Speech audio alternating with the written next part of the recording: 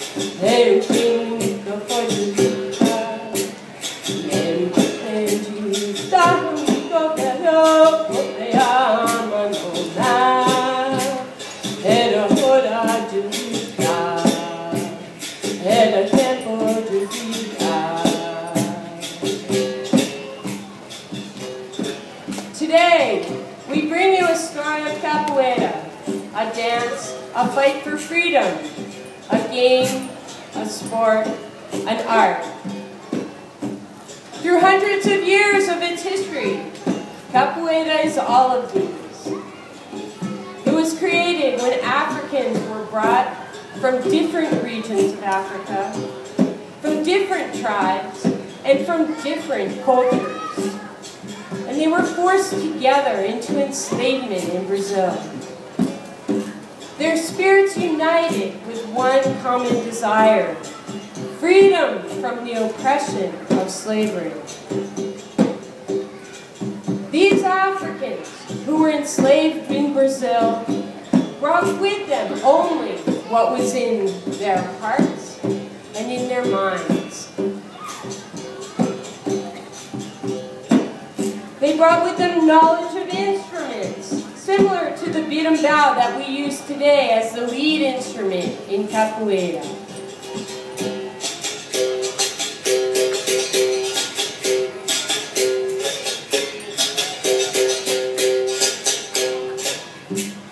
They brought with them fighting styles such as Ngolo, which came from the Makupi fighting dance of the zebras. And they brought with them the power of drumming and singing and call and response chants.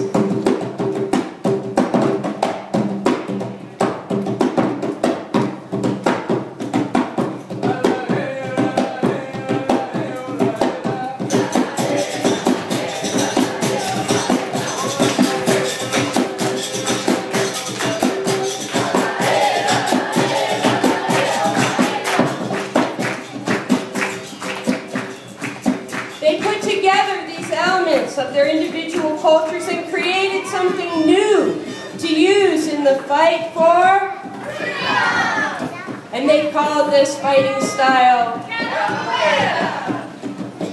Capoeira is an art, a tradition, a story that has been passed down through hundreds of years by those in each generation who made Capoeira part of their every living breath. And they became masters of every aspect of the art. These mestres and the capoeiristas who trained with them kept alive the spirit of Capoeira.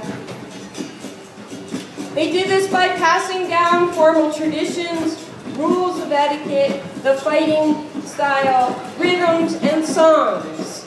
But Capoeira masters also encouraged growth and creativity, which has enabled Capoeira to adhere to traditions and yet develop new elements as time goes by. New moves, new styles, rhythms, and songs. We, Capoeira Mandinga Tucson, can trace our capoeira lineage directly back through several generations.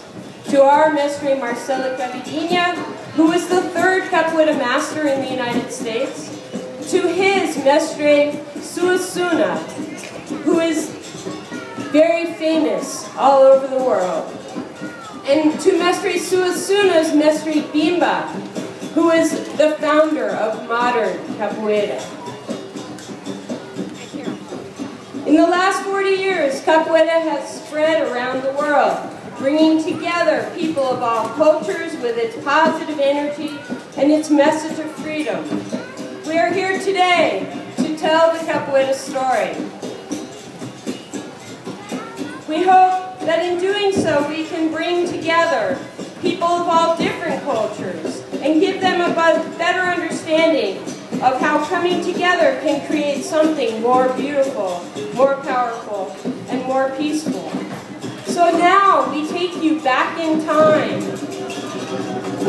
and travel to the beginnings of our capoeira story.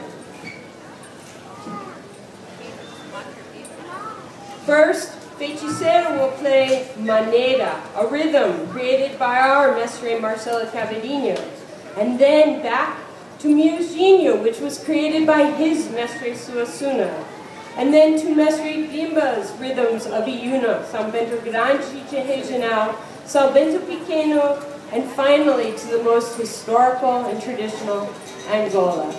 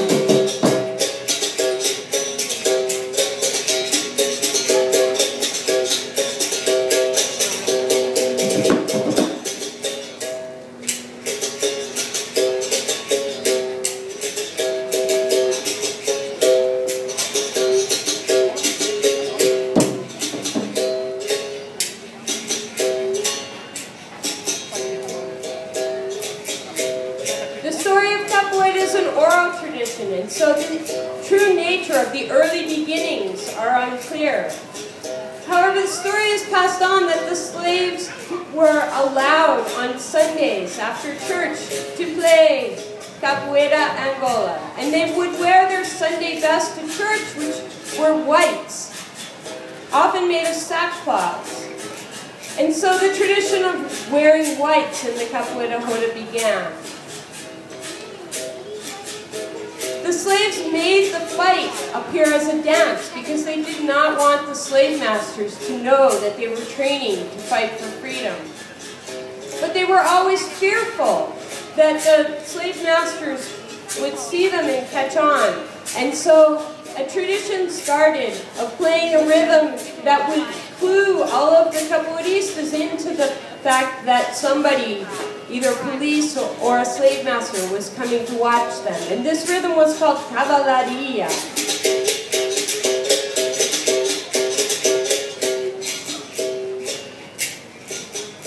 So the slaves would play in the rodas and train to fight, but they also looked for opportunities to flee into the Amazon jungle that surrounded the plantations.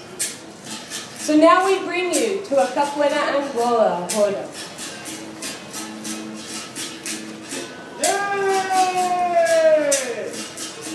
Igreja do Bonfim, Igreja do Bonfim, é mercado modelo, onde fica na baiança, vendendo a garagem, da Panamá, da Puá, é na garoa, vai ter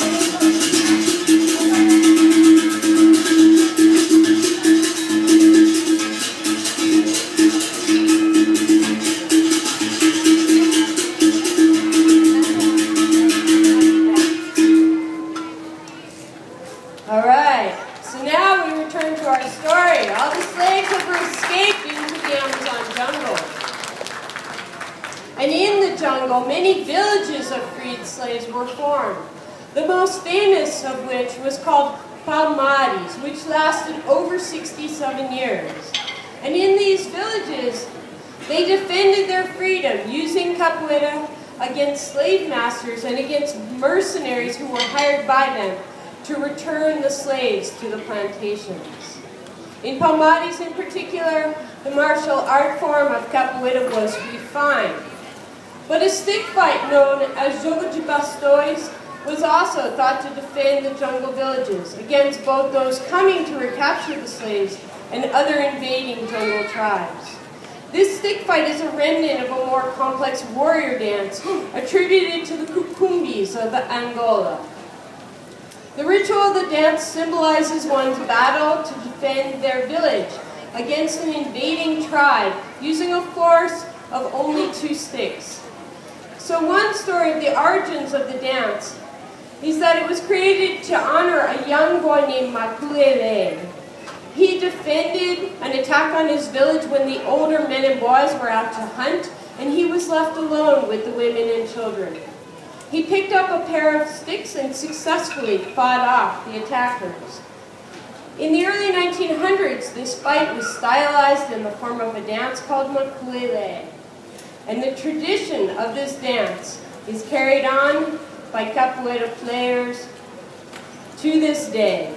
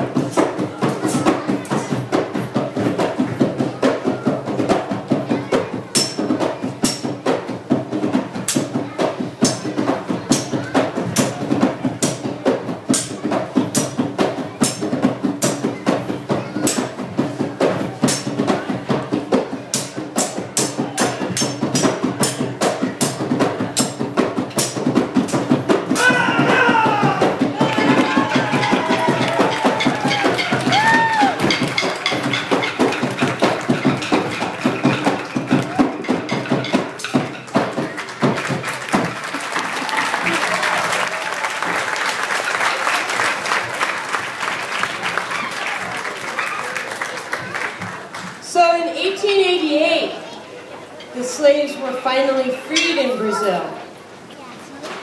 And many of them went into the cities to try to find work. But in the cities, it was very hard to find work. And so many of them would form capoeira rodas and play near the Mercado Modelo in Salvador, Bahia, where they would just try to pass the time and train their skills.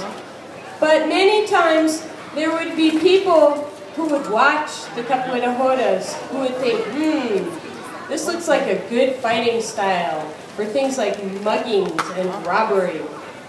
And so capoeira got a bad name because the robbers started using it in that way. And it was made illegal. Another reason it was made illegal was because at that time the Brazilian government became afraid of people coming together for their own cultural arts other than the Portuguese. And so there were many reasons that capoeiristas were not thought of well. So we bring you now to the Mercado Modelo in Salvador, Bahia.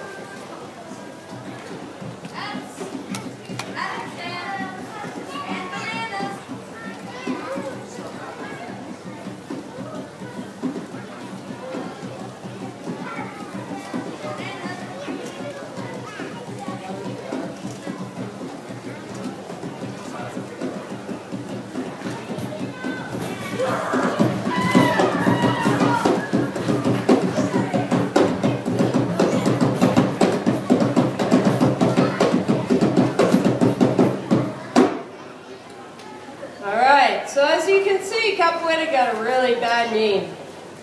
And there was one mestre Bimba, who in the 1930s, he really knew that capoeira had a lot of positive things to offer. After all, it had been a way that the slaves had used to fight for their freedom. Also, the Brazilian government had hired capoeiristas and promised them the slaves who helped them out freedom if they helped in the war against Paraguay using capoeira. So he also knew that it could be great for shows. And so he started a style that has big flying kicks, and he convinced the government to let him do performances. And when they saw that, yes, capoeira had really positive things to offer, he then asked if he could open a school of capoeira. And they said, no. Capoeira is illegal. And so instead, he said, okay, I will open a school of the regional art of Bahia. And so began Capoeira Regional.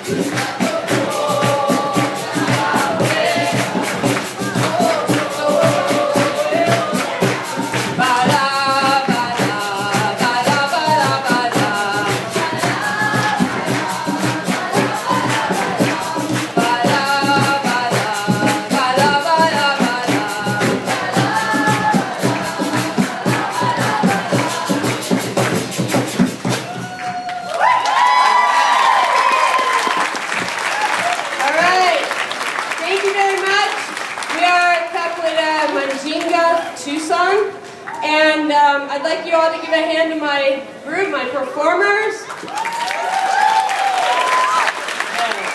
If you guys are interested in coming to Capoeira camp, in coming to Capoeira classes, any of that, then we have flyers that have our webpage and some information in the back. And you can get some free classes if you fill out our mailing list. Alright, and then also a couple of things we have coming up if you really loved our show.